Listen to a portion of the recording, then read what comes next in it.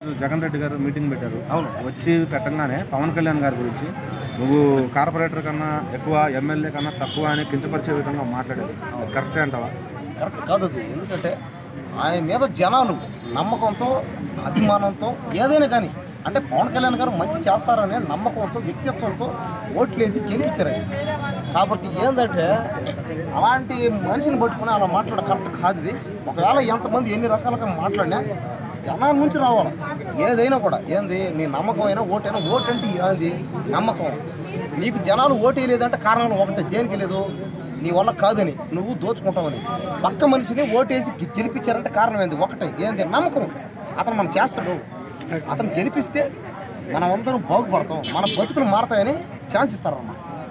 కాబట్టి చూద్దాం, ఈ 5 ఏళ్ళు పవన్ కళ్యాణ్ గారే డిప్యూటీ సీఎం.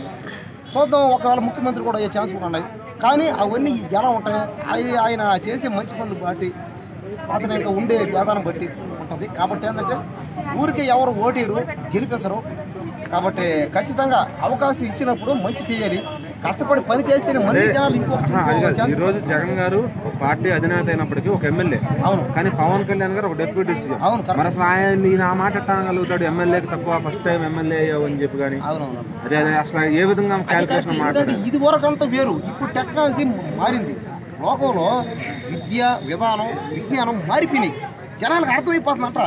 సోషల్ మీడియా ద్వారా నిజం ఏది, అబద్ధం ఏది అర్థమవుతుంది క్లారిటీగా. కాబట్టి మేము 10 సార్లు ఎమ్మెల్యేలు, మా ఫ్యామిలీలు, మా చరిత్ర మొత్తం ఎమ్మెల్యేలే. ఈ భూమి మాకే సొంతం, మాకు ఇంత డబ్బు ఉంది అనుకోవడం మూర్ఖత్వం. అది తప్పే కాదు. నువ్వు ఎన్ని రోజులు నువ్వు నెగ్గ అవుతావు, నువ్వు ఎన్ని రోజులు నువ్వు పెట్టుకో. అంటే జగన్ మాట్లాడే మాటలు ఎలా ఉన్నాయంటే ప్రెస్ మీట్ పెట్టి అవును తను ఇంకా సీఎం అనే భావనలో ఉండి మాట్లాడుతున్నట్టు అనుకుంటున్నాడు. అది కరెక్ట్, అదే ఆయనే సీఎం అనుకుంటారట. కానీ ఏంటంటే జగన్ గారు కూడా ఒక ఎమ్మెల్యేనే, ఆయన కూడా నమ్మకంతో ఓటేశారు, వాళ్ళ కాసలు. కాబట్టి ఉన్న అవకాశాన్ని ఆయన పోగొట్టుకోకుండా మంచి చేసి, ఒకవేళ ఆయన ముఖ్యమంత్రి అవ్వాలంటే ఆయన కూడా మళ్ళీ తిరిగి మంచి చేస్తే జనాల్లోకి వచ్చి వాళ్ళ సమస్యలు, వాళ్ళ కష్టాలు చూసి తెలుసుకొని వాటిని కానీ చేస్తే, తీరిస్తే నీకు మళ్ళీ ముఖ్యమంత్రి ఛాన్స్ ఉన్నాయి. అంతేగాని ఆయన మాట్లాడిన మాటలకి సోషల్ మీడియా అంతా కూడా మరి నువ్వు కోడికత్తికి ఎక్కువ, పార్టీ అధినేత తక్కువ అని మాట్లాడుతున్నారు. మరి దానికి ఒప్పుకుంటావా?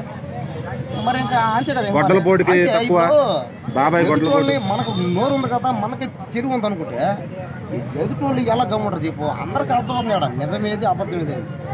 అందుకని ఏంటంటే అబద్ధాలు చెప్పి మనకే తెలిసిలే అంత అనుకుని మనం ఏం మాట్లాడినా ఓకే అవుతుందంటే జరగదు. కేవలం జనాలు ఓటేసి గెలిపించారంటే కారణం ఒకటే ఏంది నమ్మకం. అది వీళ్ళు మంచి చేస్తారు, అది చేయాలి. కానీ వదిలేసి దాన్ని ఏదేదో మాట్లాడి నేను అది కదా. నాకు తెలిసి 10కి ఎక్కువ, 12కి తక్కువ అంటే ఏంటంటే ఒకళ్ళొకళ్ళు మాటలు యుద్ధం తప్పించి ప్రజలకి ఏం న్యాయం చేస్తున్నారనేది లేదు. ఈ అక్రమ అరెస్టులు అంటున్నారు. అక్రమ అరెస్టులు అంటే ఊరికి అరెస్ట్ చేస్తే ఒప్పుకుంటారా? కోర్టులు అన్న వీళ్ళకి ఏమైనా బెనామీలా? ఇక్కడ దేనికి రూల్ అంటే నిజంగా పవన్ కళ్యాణ్ గారిని తిట్టే ఓకే, రాజకీయంగా తిట్టాడు, ఫ్యామిలీని తిట్టారు, పిల్లల్ని తిట్టారు. చంద్రబాబు నాయుడు గారు వాళ్ళ భార్యను తిట్టినప్పుడు నిజంగా వాళ్ళ కేసు పెడితే ఆడవాళ్ళు వీళ్ళు బయటకు వస్తారా? మాటలకి ఎలా వాగాడు, పిచ్చి కుక్కలా వాగాడు. ఆ వాగుడు చూసి రేపొద్దున ఎవరైనా సరే మాట్లాడాలంటే భయం పుట్టాలి. సీతయ్య సినిమా చూసారు ఎవరైనా? అందరూ స్టేషన్లు తిప్పుతూ ఉంటారు కదా, అలా తిప్పుతుంటే దడ వస్తుంది ఒక్కొక్కటి. ఏంటంటే ప్రతి ఒక్కరికి ఫ్యామిలీ, పవన్ కళ్యాణ్ గారు వాళ్ళందరూ ఫ్యామిలీని తిట్టలేదు కదా. అసెంబ్లీలో కూడా ఎప్పుడూ కూడా అపోజిషన్ అంటే ప్రతిపక్ష పార్టీలో ఉన్న ఆడవాళ్ళు కూడా ఏదైనా అన్యాయం జరిగితే మేము సపోర్ట్ చేస్తున్నాం వాళ్ళంతా మాట్లాడుతున్నారు. సో అది దృష్టిలో పెట్టుకుని రేపు ఉంటుంది అన్న. ఇప్పుడు అంతా నోటీస్తో మాట్లాడినప్పుడు అందరూ ఒక్కొక్కరిని అరెస్ట్ చేస్తున్నారు. 11 గంటలకు అరెస్ట్, 11 మంది అరెస్ట్.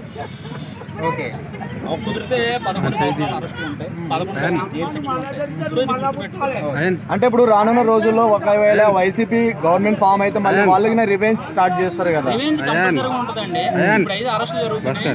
ఒకవేళ కూటమి ప్రభుత్వం 4 సంవత్సరాల తర్వాత ఓడిపోతే కనుక మనుషులు లేపేస్తారు. ఇంకా ఎవడు బతకడం, ఇంకా ప్రజలు బతకడం కూడా కష్టం. ఏదైనా మాట్లాడాలన్నా కూడా భయం అన్నమాట. ఎందుకంటే ఓట్లు వేసేటప్పుడు మాత్రం బాగా దగ్గర ఉండించక అమ్మ బొమ్మ అని చెప్పి తల మీద చేతులు వేసి ఓట్లు అంటే ఇప్పుడు కక్ష రాజకీయాలు నడుస్తున్నాయి అనుకోవచ్చు ఆంధ్రప్రదేశ్ లో. అంటే కక్షపూరితమైన రాజకీయాలు నడుస్తున్నాయి అనుకోవచ్చు ఆంధ్రప్రదేశ్ కొంచెం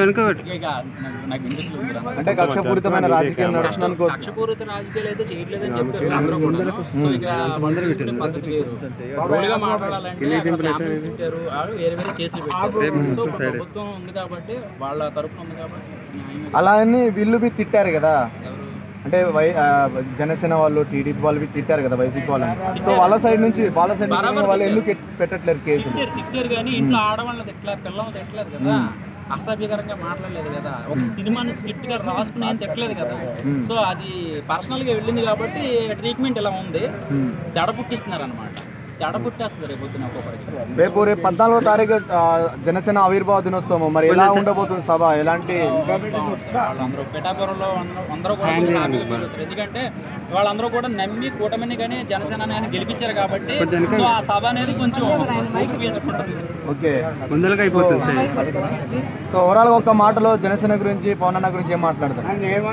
ఇప్పుడు 4 సంవత్సరాలు ఇంకా పదవులు ఉన్నారు కాబట్టి వాళ్ళందరికీ కూడా గవర్నమెంట్ ఉంటుంది కాబట్టి ఆ 4 సంవత్సరాలు ఏదైతే అమలు చేశారో అవన్నీ కూడా జాగ్రత్తగా ప్రజలను డిసప్పాయింట్ చేయకుండా ఉంటే కనుక మళ్ళీ వీళ్ళే కూటమి ప్రభుత్వం వస్తుంది. లేదు ఏదైనా ప్రజలను డిస్టర్బ్ చేస్తే కనుక వాళ్ళకన్నా తెలివైన వాళ్ళు ప్రజలు ఒక్కసారి ప్లేట్ మార్చారంటే మళ్ళీ ఆ కూటమి ప్రభుత్వం కూడా ఉండదు. సో అది దృష్టిలో 11 షిఫ్ట్ అయితే అంటారా? ఈ 11 వాళ్ళకి వెళ్ళిపోతా అంటావా? వెళ్ళిపోవచ్చు. అందులో మీరేమనుకుంటున్నారు ఈ మాటలు విన్న తర్వాత? ఆయన రాజకీయం తెచ్చుకొని రాజకీయంలోకి వచ్చిండు.